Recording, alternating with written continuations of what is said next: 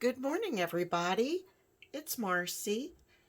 And as you know, I'm working on busting my stash this month. And while I was off camera, I got a couple of my Dear Julie Julie elements done. I went ahead and did, what's it called? Book pages. So I made a page from a book page, just added a little lace and a little bit of my paper from my paper pad.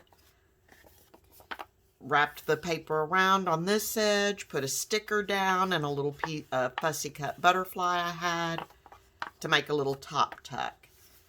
And to go in this pocket, I just made a small little notebook. So that was my book paper page. And I made a book paper tag using one of my paper flowers, fussy cut image, a little sticker and washi tape. And then, let me move this out of the way. Pull this open. And you've got lots of writing space in there. And so the flower acts as the tag topper, but also acts to hold the tag closed. So there's that. And then I made this little matchbook piece. This is out of the book page I was using. I was using an old book. A book I'd picked up at a thrift store that contained stories written by school children in the 1800s. And you can tell by the writing, they must have been obviously older school children, but the stories were written in the 1800s celebrating their centennial. And this book that I got was just a reproduction of those stories. So the pages are blank on one side, and it looks like, basically it just looked like they'd Xeroxed or scanned the stories and then printed them out. But I love the handwriting. So I'd picked that up at a thrift store some time ago. But then some of the stories also had little images on them. Just little sketches that the students had drawn. So I used that one to make a little matchbook with some more note papers in it. Okay, long story about that. Then I started working on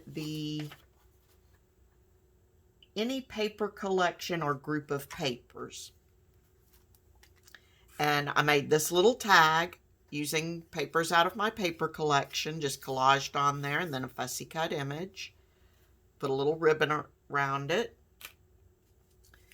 And then I made this pocket, or set of pockets. Each one, see, like here, the pocket is just an inch. Then you go up here, each one has about an inch.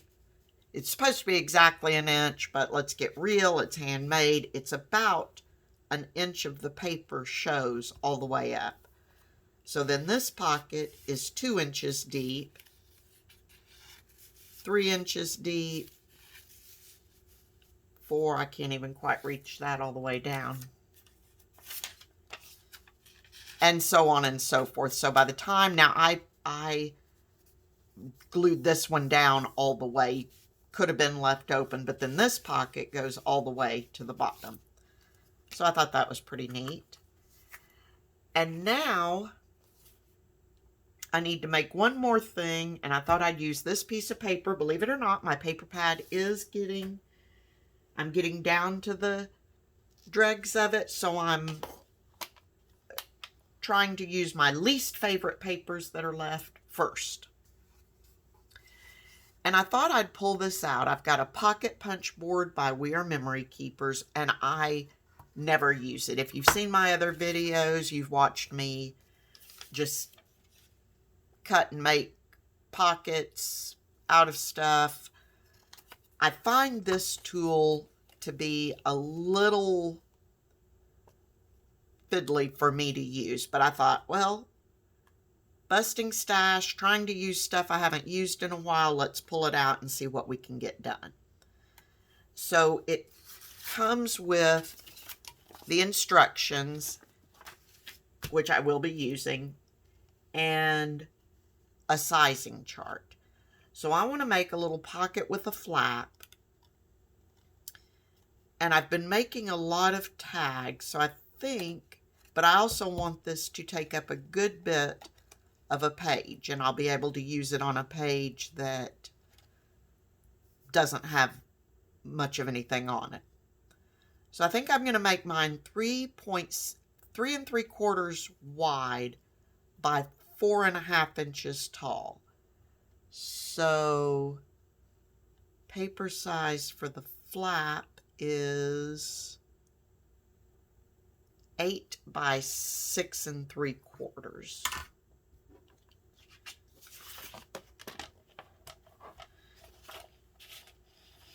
And I believe for this one, for this paper, it doesn't matter, but the 8 would be, I think it would have to be for the 3¾ side.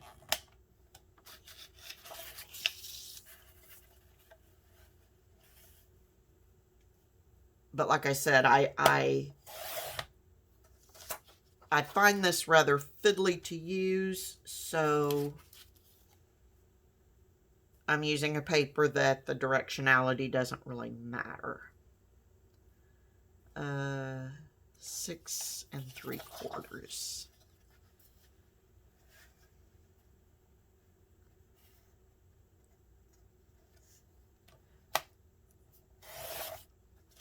But I think I'm right. I think the first number would have to be for the width, so that when it's folded around, you end up with your 3¾ pocket. Okay, now, so I've got that cut. So now I need to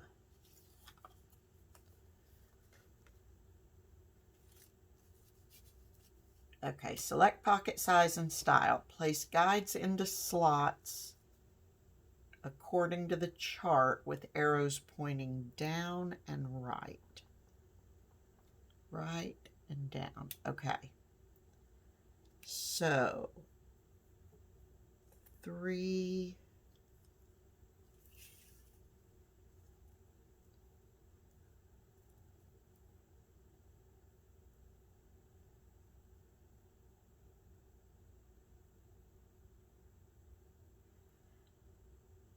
What size did I say I wanted my pocket? I actually want it to be 3¼ by 4½ is what I don't know what I did say, but that's what I meant to say. And I think I cut my paper. 8 inches is right. But I want 6½. Yeah, I need to trim that a little more. Glad I caught that.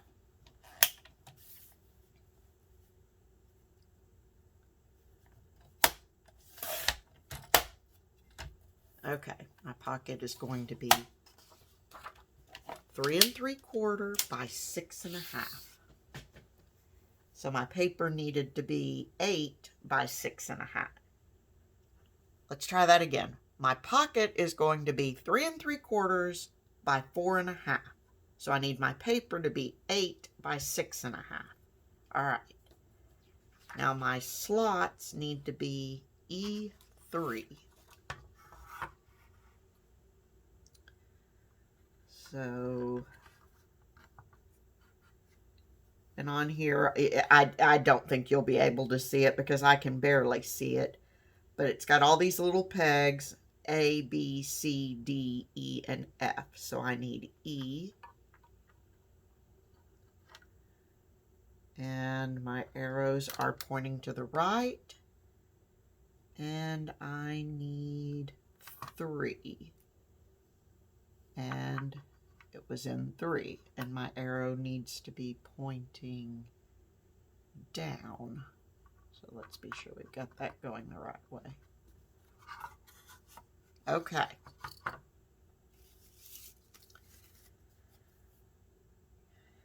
Arrows pointing right, arrows pointing down. Okay. Position paper under track.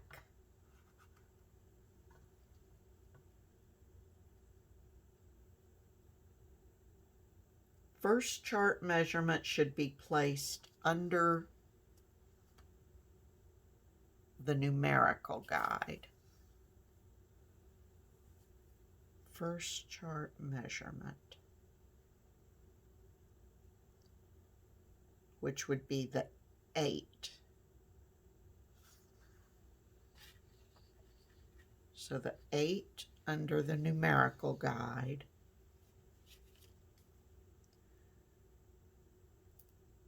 Second,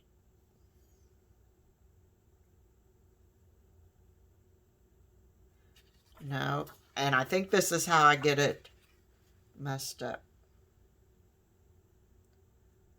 First numerical measurement under the number guide. Okay, so it's 8 by 6.5. Okay, that makes more sense to me.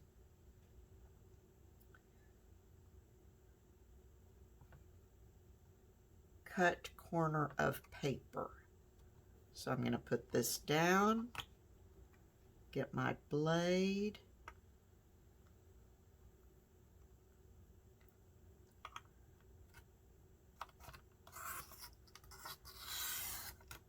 and cut the corner guide.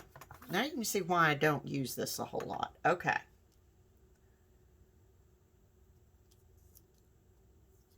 Flip paper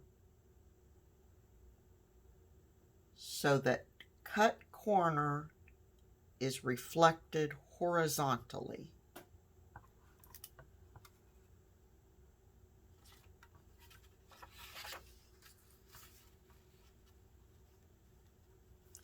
We're gonna see, guys.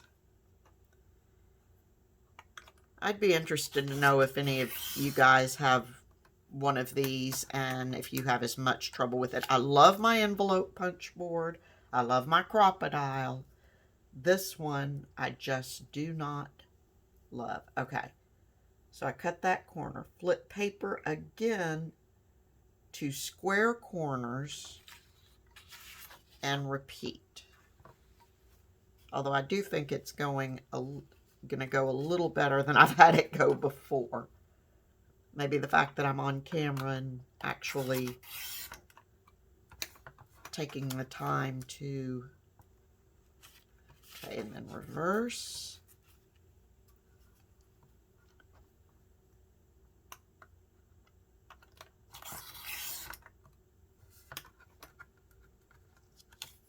Okay.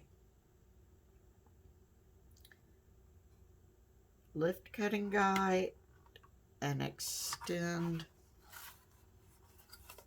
score arms.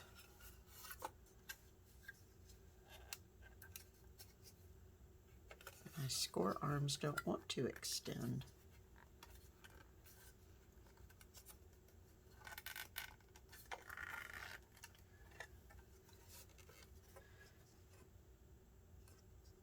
Okay, I can tell that there's one.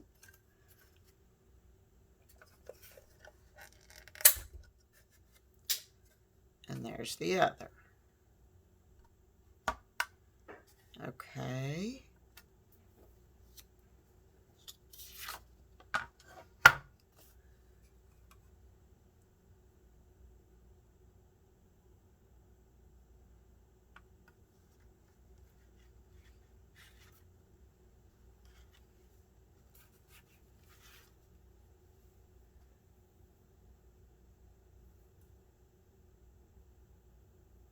Lift cutting guide, extend score arms and score paper. Flip paper and repeat.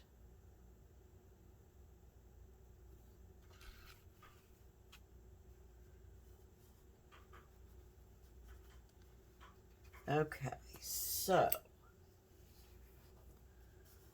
I guess we want to do that.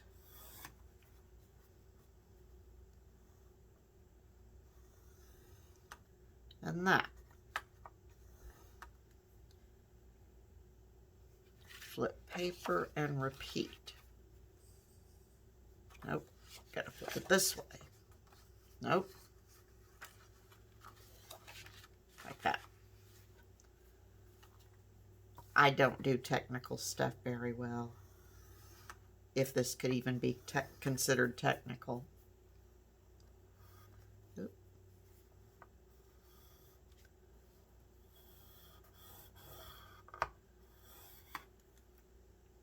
Okay. So I've got all my score lines.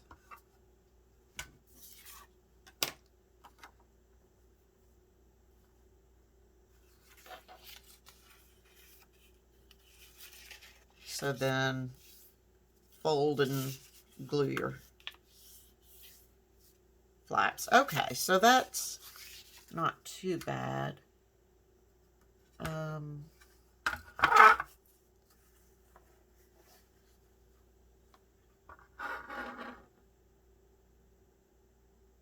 That is not a corner punch. That is the punch for the other kind of pocket. Let's see if it left me enough that I can know. Okay. What if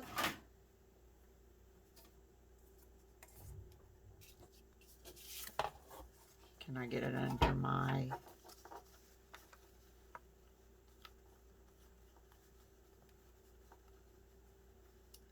not really.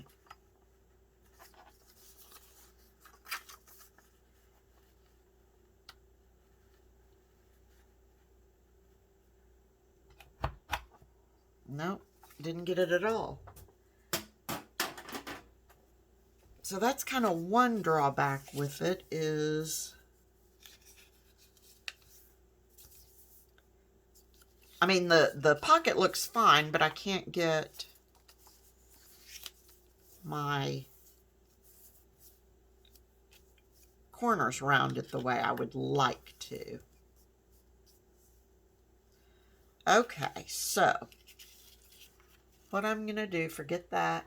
It is what it is. I'm going to try to find my Distress ink.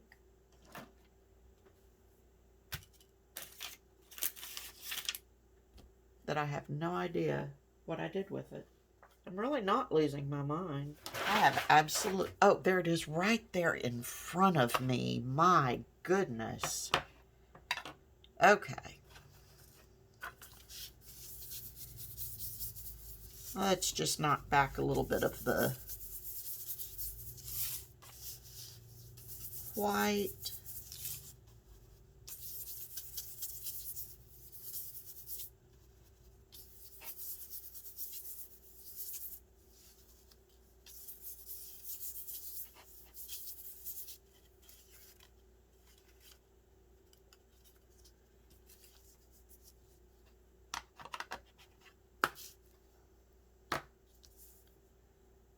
And glue our pockets closed. Or pocket.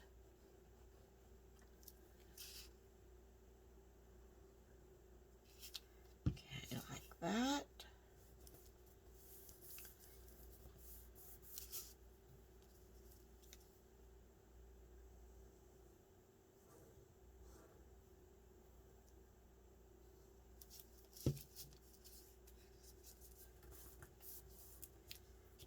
Put that like that. Okay, so it does make a pocket. The only thing, like I said, that I'm not wild about is... Now, I could just take my scissors and round the corner, but I'm not wild about that part of it. But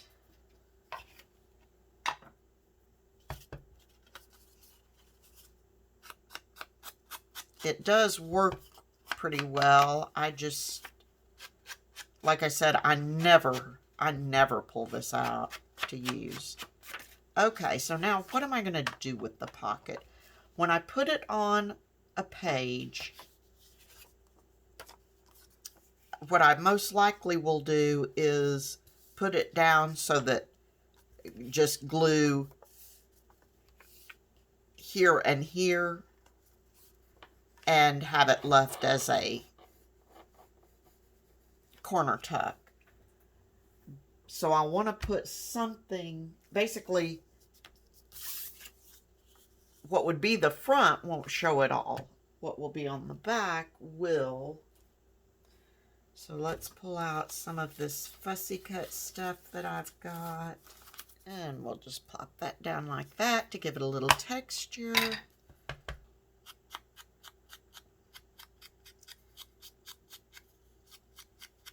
Ink away the white edges.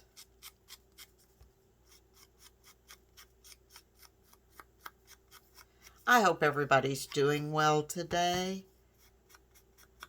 I'm having a wonderful morning and just trying to knock some of this stuff out. Enjoying being in my craft room.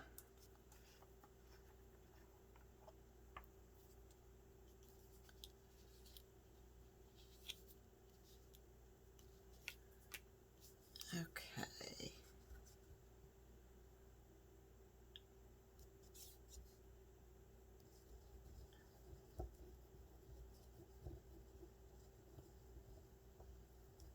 And what I'm going to do here is I'm just going to put some Fabri-Tac down, get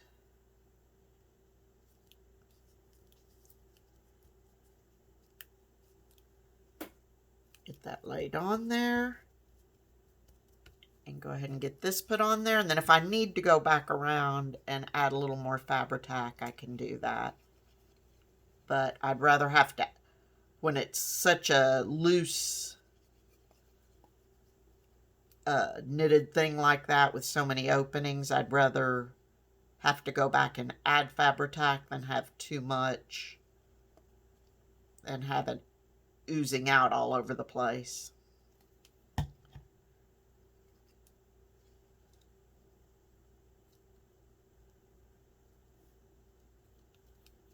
Okay. So there is my Any Paper collection or group of papers embellishment. And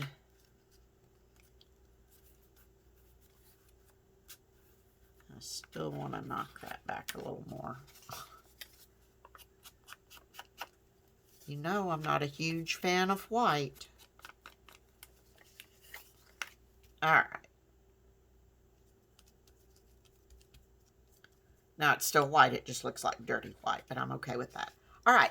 So there you go. That's it for today, guys. Until I see you again, please be safe, stay healthy, happy crafting, and I will talk to you very soon. Bye-bye.